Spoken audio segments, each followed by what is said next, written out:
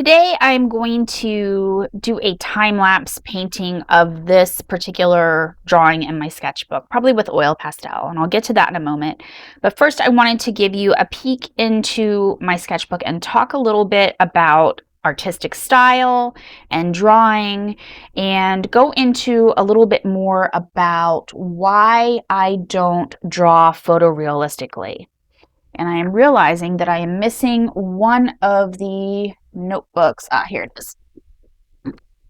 Here it is right here. And I have an office assistant today too. So we'll see how this is going to go. She keeps crawling across the page. I may have to put this down for a bit and give her some attention. Anyway, let's get back to this. So this drawing represents a lot about what is my current style. And I don't draw photorealistically. I can, but I prefer drawing this way. A lot of times when you draw photorealistically, I think people admire it a lot, but for me it often falls flat. It lacks a little bit of depth and interest. It takes a lot of skill, and I think this is why people admire photorealistic drawing, because it takes a lot of technical skill, and they look at a photorealistic drawing, especially of a person, and think, well, I can't draw like that. Wow, look at the way that they can draw. For me, I think there's additional skill to making a photorealistic drawing or photorealistic painting have emotional depth and feeling. Whether it's a figure or an animal, I can admire the technical skill it took to create that photorealistic painting or drawing, but it lacks something unless that artist has a style that makes it come alive. To me, it feels really flat. And I'm going to show you where I feel like that takes place in my work. So, for example here, this is one of the more photorealistic drawings I've done. It's a snake. I had done this following along with a watercolor book, which I am going to review later on. There is obviously the flowers here, not, photorealistic. There was some artistic license there. But the drawing of the snake is very much close to being technically correct. I also have one of a tortoise and this chameleon here. He's a little bit on the chunky side, but coming from a background that is scientifically based, I started a lot with drawing animals when I was a kid. I knew I wanted to be a scientist when I grew up. I was actually studying zoology and later moved into environmental science, but I grew up looking at different types of botanical reference books, things like that, where the drawing didn't have to have a lot of life to it, but it had to be technically correct so that you could describe the parts of the animal or the flower or the plant that you were looking at. So even with this here, even with this particular chameleon, he might be a little bit chunky, but technically speaking, I could make scientific notes. There probably wouldn't be a lot of the paint splatters around him. That's a more creative license take on it, but I could make technical notes about color, scales, any observations I made about what he ate, and all of those technical descriptions, the observations that I had made. This type of technical drawing would very much support that. Same with the tortoise or the snake. Typically, when you're looking at that type of a botanical reference book, like a field guide or an animal field guide that a scientist has created, they have some very basic sketches. There's a few, like Diane Fossey, I think it was, or was it Jane Goodall, who did some quick drawings very similar to what Sandy Hester does when she's sitting in a coffee shop, where you're trying to capture real quick the movements and activities of the subject. So like Diane Fossey had done some, very quick, loose sketches. Again, I think it was Diane Fossey. It might have been Jane Goodall. But their notebooks had these very quick sketches of the movements of the animals. And those types of drawings have their place. But when we come to art again and into painting, a lot of people start talking about style, and a lot of people start focusing on mostly the technical aspects of photorealistic drawing, and that has a lot of value for people. So there's two parts here. One, again, most people will look at something like this, and this is the same reference photo right here. Same person, two different methods of drawing here, and we'll say, well, this isn't photorealistic, it lacks skill, it's not as interesting, because again, they are looking at it from a perspective of, wow, I can't draw like a camera takes a picture like that. That's really amazing. And it is quite a skill. But for me, it's just not fun. And it also takes away from me developing my own style as an artist. Because when I start drawing like I did here, I can find the snake, and here he is. The snake and the chameleon, I start becoming more technically focused on the drawing of it versus the enjoyment of the activity and the artistic aspects of it. So these were done with a book where they give you a reference photo, you draw the reference photo, and then they talk about painting it in, and you're practicing your watercolor skills. So this was a very technical exercise for me, and it was very easy for me to go back to drawing something closer to photorealistic there, and that didn't bother me. But when it comes to my figure work, I wanted to develop something that was very much me, and I found that I was so focused on creating something so technically perfect and symmetrical and balanced with the person and so anatomically correct that I wasn't having fun, and I was missing a lot of the emotion in the picture. So for me, while this photo isn't, again, it's not completely photorealistic, it is close to my style. I guess you could say it is my style of drawing, but it lacks depth and it feels a bit dead and flat. Whereas this has an energy and an emotion to it. So this is why I often use those, some people call it single continuous line drawing, some people call it like a contour drawing. This is why I enjoy that. So over time, as I've worked through this, my style just kind of started happening. And when I first started doing these, even sometimes now when I do these, I get these really quirky pieces. So like this, for example, obviously nothing anatomically correct about it, but it's an interesting figure. I'll eventually paint or color it in some type of activity with it. But I get these very, some of these are not figures, but I get very interesting characters, and I can feel more emotion in them than if I just sit down and try to draw something in an anatomically correct way. So this is where I argue that even with animals, this contour drawing or the single continuous line drawing, over time, you're going to develop better skill. This is another example where when I first started doing the single line drawing, this type of a drawing would not have been possible for me.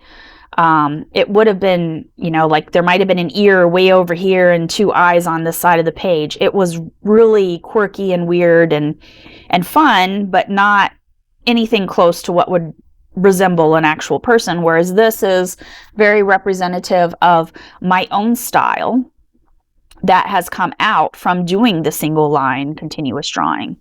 So that is my argument for that. It is a way where you will find your own style. And I don't know that it's very important that you have to find a style. I feel like there's a lot of videos out there like, oh, what is your art style and how to find it? And I hear artists talk about it. At a certain point, I just kind of gave up looking for a style. And this just happened. I remember a friend of mine said something one day and she's like, oh, whenever I see your drawings of your faces, I know that's your work. I know that's you. Because the way that I draw has developed into this.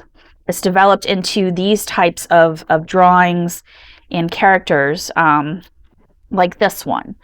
And that has allowed me to develop a style without having to really focus on it. And again, I don't think you have to focus on it really hard. It's just going to happen over time.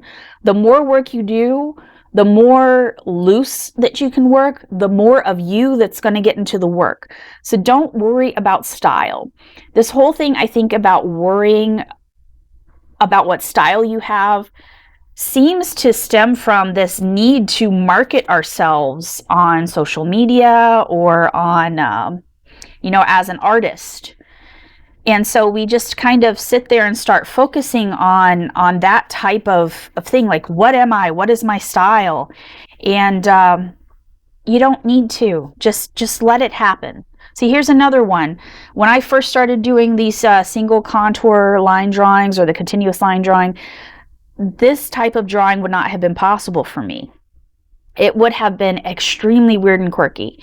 And I'll put up one of my extra quirky ones on the side, or one of the directions here when I edit the video. But this is very different from what I started out with.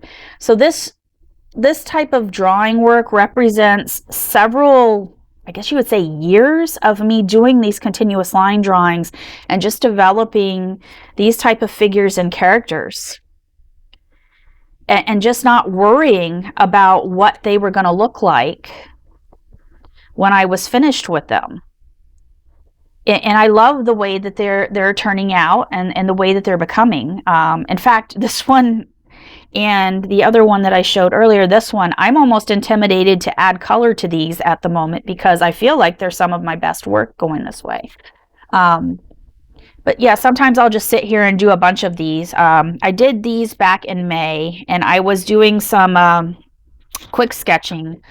I occasionally go through periods where I try to refine my drawing, and you can see she's a lot more refined, and I actually like her. I feel like she has a lot more life to her.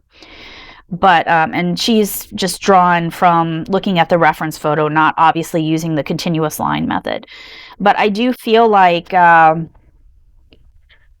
a lot of times with this continuous line method, I end up with things that are more interested than if I try to draw from view. But at the same time, having done this, the muscle memory has been building up for me to have the right placement of the mouth, the nose, the eyes. And the first ones did not have much detail, kind of like this one. But over time, they're getting more detail. They're starting to look a lot better. And they're definitely a lot more interesting. So that's my argument for that. And if I keep going on this, I'm going to ramble. So I'm going to get some supplies. And I do definitely think I'm doing oil pastel with him. I'll go find those and I will add the color to this drawing.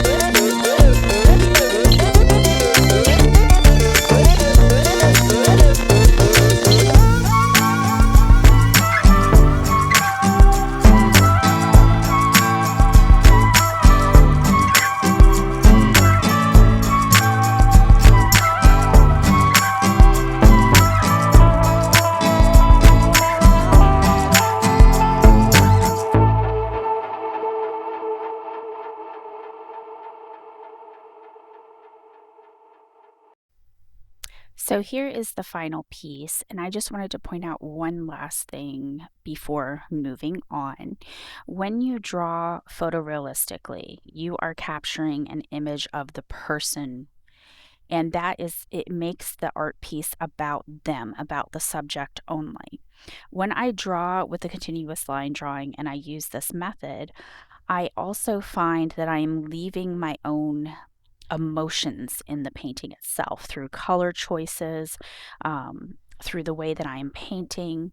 And so, this particular piece, I call it Lost in Contemplation, it has taken on the feelings that I've been having in the last few days where I've had a lot on my mind and I'm feeling a bit tired.